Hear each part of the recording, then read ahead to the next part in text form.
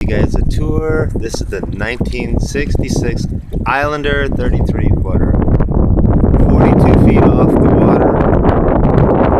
The inboard diesel is shot, so we installed an outboard motor on the back. So let's go around. Okay. I tied a rope to this so we can just like pull us in. The wind is like pushing us way back.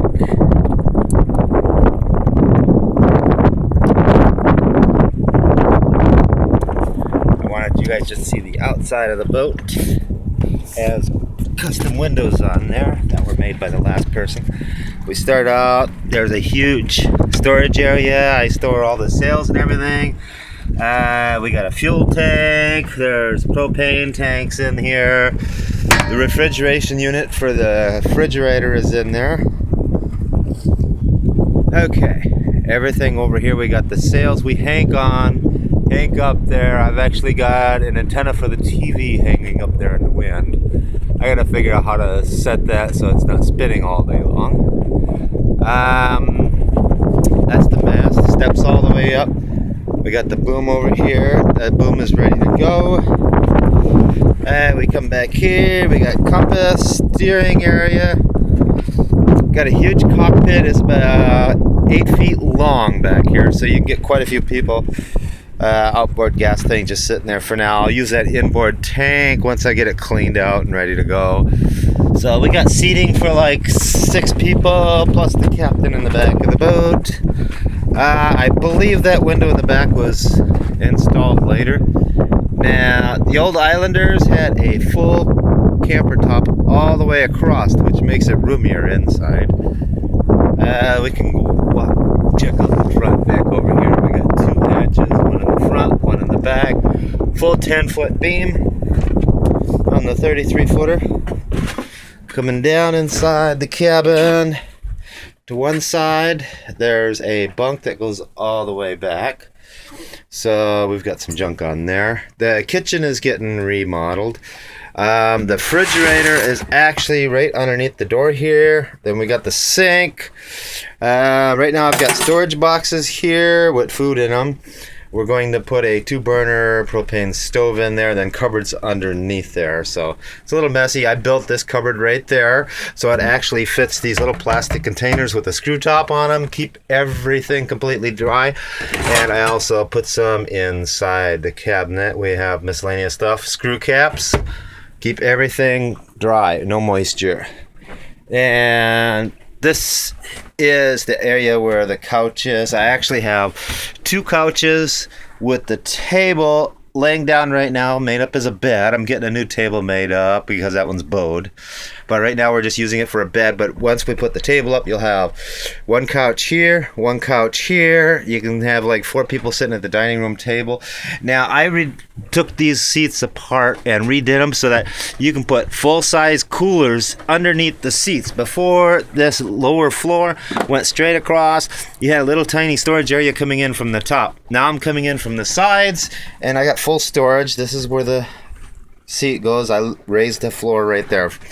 So when you're sitting at the table, it's perfect height for your feet. And then I just kick off the shoes underneath in the bottom section. This is where the diesel motor was, of course, right where the seat was. This side of the cabin has a couch. We'll eventually put new cushions in there. We got storage area about 1 foot deep over here.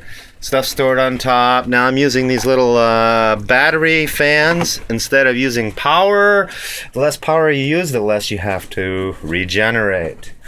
Breaker panel is right next to the back door. It's got everything for AC, DC monitoring.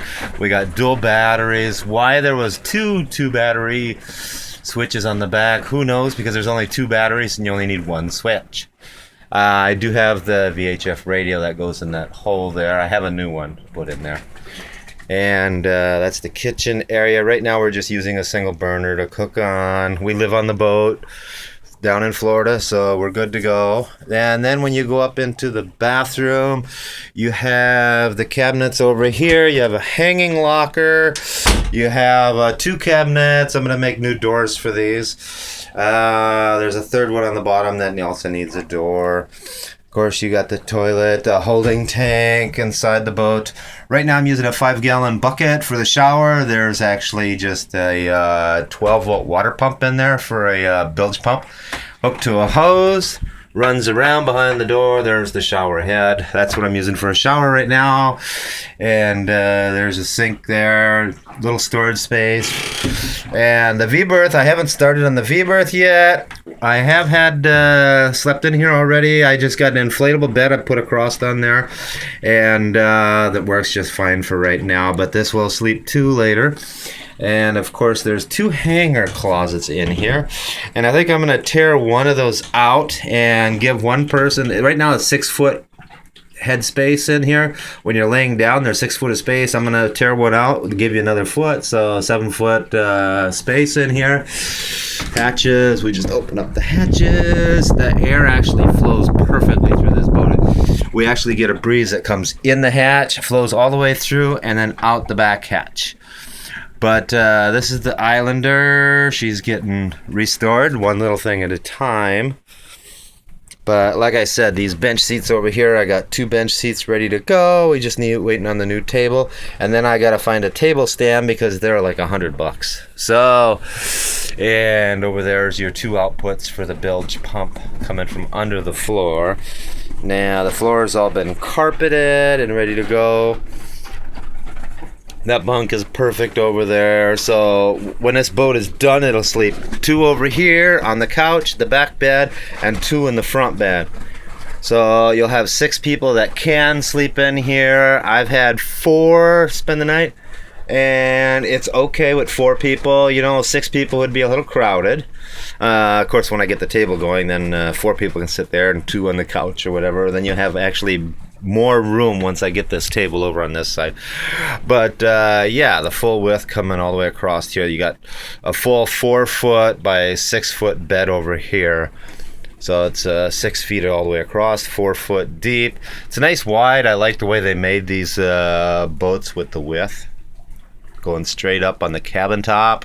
Most of your cabin tops got 1.5 foot cut off of both sides, so it makes like a narrow walkway area. We got the full roof going all the way across, which I love. And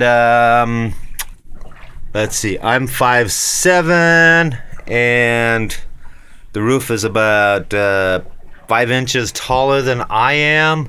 Then of course, reaching up to where this is, when I've got the window open, I have to actually stand on a stool in order to close the hatch, because that is extremely high up to the top of the hatch. So it's like probably 6'4", the headroom, 6'5", something like that. I haven't measured the headroom at all, but that's the tour of my Islander. Now we can take a quick stroll outside again. Steering area, 3 foot steering wheel. Come along to the front of the boat. We got a little breeze blowing through here. I got 2 anchors. One is bent, so I only use it for a storm backup. So I'll throw the storm backup in the water if I need it. If there's heavy winds out here. 1 anchor in the water, probably about 50 feet of line out. Holds us pretty good. We're just like anchored from this city dock, so we have a place to take our dinghy when we're going to shore.